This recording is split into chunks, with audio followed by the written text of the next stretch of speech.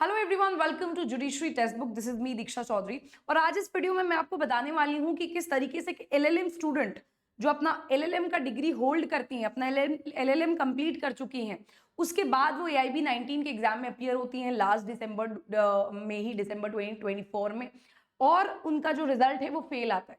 इससे बहुत ही ज़्यादा हताश और निराश हो जाती हैं और ये कहती हैं कि बेसिकली इनका जो एग्जामिनेशन है वो बहुत अच्छा हुआ था और ये किसी भी तरीके से ये नहीं मान सकती हैं कि ये इनका रिजल्ट फेल हुआ है।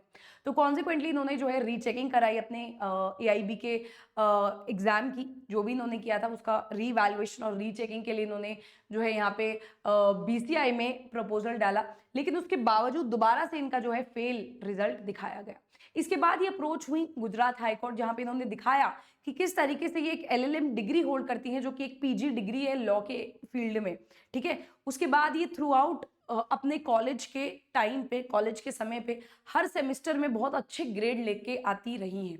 एक ब्राइट स्टूडेंट जो है ये मानी जाती थी अपने पर्टिकुलर बैच में। और एआईबी जैसे एग्जाम के पर्पस में, बेसिकली जो एक ओपन बुक एग्जामिनेशन होता है उसमें ये फेल नहीं हो सकती। जिस तरीके का ये परफॉर्मेंस करके आई हैं, सारे क्वेश्चंस अटेम्प्ट करके आई हैं, उसके बावजूद ये नहीं फेल हो सकती हैं। और रीवैल्यूएशन के बावजूद भी बार काउंसिल ने इनको एक स्पेसिफाइड मैनर में नहीं बताया, स्पेसिफाइड मैनर में इनको जो है डिस्क्लोजर नहीं किया कि कौन सा सवाल इनका किस तरीके से गलत है और इनके कितने मार्क्स हैं। ठीक है, so this was the matter. Detail में बात करते हैं पूरी जो मामला है, what is the matter. This is my Telegram channel, जहां पे आप मेरे से डायरेक्टली जुड़ सकते हैं। सारे लीगल अपडेट, सारे इंपॉर्टेंट अफेयर्स, करंट अफेयर, सब कुछ आपको यहाँ पे पीडीएफ उसका मिलेगा, अपडेट मिलेगा। तो यहाँ पे आप देख सकते हैं LLM degree holder fails AIB examination.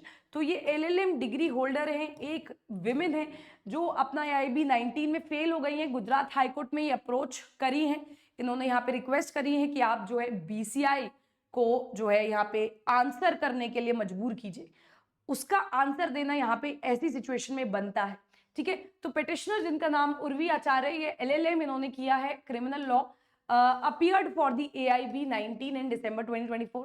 Despite the AIB being an open book exam, she failed. ये फेल हो गई। Even after applying for rechecking, rechecking के लिए इन्होंने अप्लाई किया। BCI did not provide any explanation or transparency around her score or reasons for the failure. तो किसी भी तरीके की ट्रांसपेरेंसी, पारदर्शिता नहीं जो है यहाँ पे दिखाई गई बीसीआई के द्वारा। किसी भी तरीके का एक्सप्लेनेशन डिटेल्ड में इन्हें नहीं बताया गया कि क्यों ये फेल हुई हैं, क्या इनका स्कोर रहा है, इनके क्या कोर एलिगेशंस है। 7 क्वेश्चंस वो विड्रॉन इनके वकील ने जो है यहाँ पे प्रेजेंट किया है हाई कोर्ट में। जो है मामला गुजरात हाई कोर्ट में इन्होंने पिटिशन डाला है कि 7 क्वेश्चंस जो है वो विड्रॉ कर लिए गए थे और इसकी वजह से जो आपके पासिंग मार्क्स 100 थे वो 93 हो जाते हैं। तो कट ऑफ जो जनरल कैटेगरी की 45 होती है वो जो है 92 पे रिड्यूस हो जानी चाहिए। तो ये इन्होंने जो है यहाँ पे रिक्वेस्ट करी है। और फर्दर वकील ने ये बोला है कि देखो यहाँ पे इस बात की भी कोई क्लैरिटी नहीं है कि बीसीआई इन मार्क्स को एडजस्ट कर रहा है, नहीं कर रहा, किस हिसाब से एडजस्ट कर रहा है। कोई क्लैरिटी, कोई ट्रांसपेरेंसी नहीं है बीसीआई की तरफ से इधर।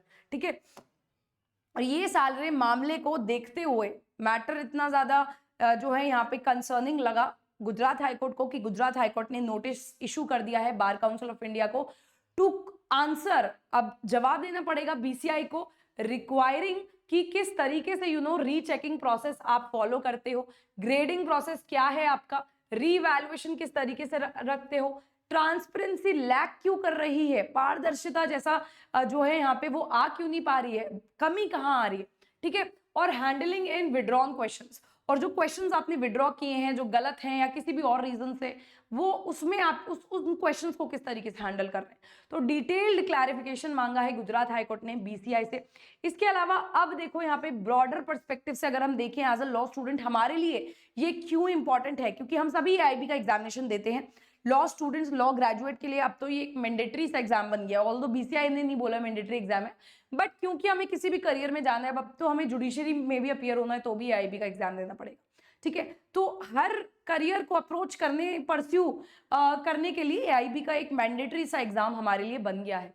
ठीक है, और देखा जाए अगर पहले एआईबी 19 में बोला जा रहा है कि 54 से 57 तक % बच्चा फेल हुआ है। ठीक है, जितने कितने सारे बच्चे अपीयर होते हैं उसमें से लगभग 60% बच्चे फेल हुए हैं। इससे पहले एआईबी 19 में 51%, 51% बच्चा फेल था। तो इसीलिए हमारे लिए थोड़ा सा इंपॉर्टेंट और कंसर्निंग हो जाता है कि ओपन बुक एग्जामिनेशन में, चलो हम मान लेते कि बच्चा जो है पढ़ता नहीं है, लेकिन इतने सारे बच्चे कैसे फेल हो सकते हैं। तो ये थोड़ा क्वेश्चनेबल एस्पेक्ट है यहाँ पे, जो हमारे लिए भी कंसर्निंग है। और गुजरात हाईकोर्ट ने इसीलिए जो है यहाँ पे एक स्टेप आगे आया है, गुजरात हाईकोर्ट भी, और बीसीआई को इशू किया गया नोटिस। इसके अलावा नेक्स्ट स्टेप क्या हो सकता है, अब बीसीआई को जो है अपना रिस्पॉन्स देना पड़ेगा, रिप्लाई देना पड़ेगा कि व्हाट इज द मैटर, पारदर्शिता किस तरीके से क्रिएट की जा सकती है, रीवैल्यूएशन किस तरीके से होता है, क्वेश्चंस विड्रॉ हो रहे हैं तो उसका एडजस्टमेंट किस तरीके से हो रहा है, सारा आंसर जो है बीसीआई को करना पड़ेगा। द कोर्ट में order disclosure of marks scheme. अब किस तरीके से मार्क्स, अब देखो हमें पता है आईबी का जब भी रिजल्ट आता है आपका सिर्फ पास या फेल आता है, रिजल्ट में हमें मार्क्स बताए नहीं जाते, ठीक है। तो और ट्रांसपेरेंसी लाने के लिए ये चीज भी डायरेक्ट हो सकती है इन फ्यूचर कि आईबी जैसे एग्जामिनेशन में जहाँ पे इतने सारे बच्चे फेल हो रहे हैं वहां पे आप मार्क्स भी डिक्लेयर कीजिए, ठीक है, कितने क्वेश्चन सही हैं, कितने गलत हैं, टोटल मार्क्स कितने हैं। अभी तो आप फिलहाल सिर्फ अपना नाम देते हो, बच्चे का, स्टूडेंट का नाम देते हो, कैंडिडेट का, और नीचे लिख देते हो पास या फेल, बस, उसमें और कोई डिटेल अटैच नहीं होती है रिजल्ट में, ठीक है। यहाँ पे कुछ पोटेंशियल रिलीफ दिया जा सकता है इस बच्ची को। It could direct grace marks भी जो है यहाँ पे, ग्रेस मार्क्स देने के लिए जो है यहाँ पे नोटिस डायरेक्शन इशू कर सकता है हाईकोर्ट, या इंटीरियम सर्टिफिकेट ऑफ प्रैक्टिस, या रिकैलकुलेशन ऑफ मार्क्स, ठीक है। तो कुछ भी जो भी फर्दर प्रोसेस लगता है हाईकोर्ट को, ठीक, after the BCI gives the reply, वो ये ले सकता है। इसके अलावा अगर आप एक जुडिशरी एस्पिरेंट हैं, आपको जुडिशरी से रिलेटेड कोई भी क्वेश्चन है, कोई भी क्वेरी है, समझ नहीं आ रहा कि 3 ईयर प्रैक्टिस के बाद अपने पढ़ाई को किस तरीके से स्ट्रैटेजाइज कराएं, अपने गोल को किस तरीके से फुलफिल करें, तो आप इसी वीडियो के नीचे डिस्क्रिप्शन बॉक्स है जिसमें गूगल लिंक प्रोवाइडेड है, वहां उस गूगल लिंक को आप इस तरीके से फिलअप कर सकते हो। इस तरीके का गूगल लिंक, गूगल फॉर्म आपको मिलेगा। इसके अलावा यहाँ पे आप देख सकते हो कॉम्प्रिहेंसिव जुडिशरी का बैच हम लोगों के द्वारा बहुत ही जल्दी शुरू होने वाला है, जहाँ पे old laws, new laws, minor laws, major laws, local law, सब कुछ आपको कॉम्प्रिहेंसिवली हम लोग डील कराते। तो सारथी बैच है जो अभी बहुत जल्दी शुरू होने वाला है। कीपिंग इन माइंड कि अब देखो आने वाले टाइम में आपके लिए ड्राफ्टिंग, प्लीडिंग, ये सब भी इंपॉर्टेंट रहेगा, कोर्ट प्रैक्टिस क्योंकि आप करेंगे, ये सारी प्रैक्टिकल एस्पेक्ट भी आपके लिए इंपॉर्टेंट रहेंगे। उसी चीज को मद्देनजर रखते हुए हम अपने अपकमिंग कोर्सेज में चेंजेस भी कर रहे हैं, और जो बैच का टाइमिंग है वो भी सुबह शाम का इस हिसाब से रहेगा जिससे कि कोड जाने वाला बच्चा उन क्लासेस को अटेंड कर सके।